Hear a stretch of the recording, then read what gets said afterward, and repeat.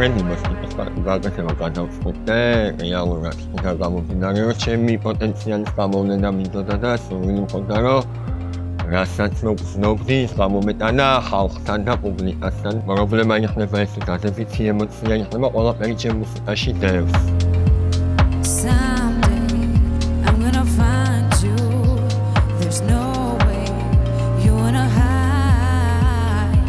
ყველაფერი რაც გაგდებს შიგნით და შენ რეალურად აქ არ ხარ რა, იქ ხარ, აი მუსიკაში ხარ სადღაც და ეს მომენტი არის ჩემთვის რაღაც მომენტში დაკარგვა, ანუ აი აქედან რო წყდები და ხარ მარტო მუსიკაში.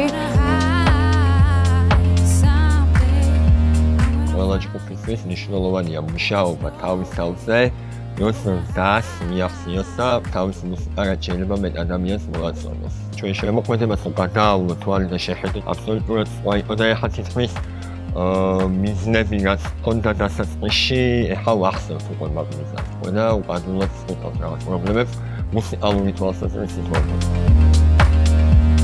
არ მბეზრდება, სულ მინდა რომ ვაკეთო მუსიკა და სულ მინდა რომ უფრო და უფრო საინტერესო გახდეს ეს, რა თქმა უნდა, პირველ რიგში ჩვენთვის და ხალხისთვის, ვინც გვისმენს და ვინც მომავალში მოგვისმენს.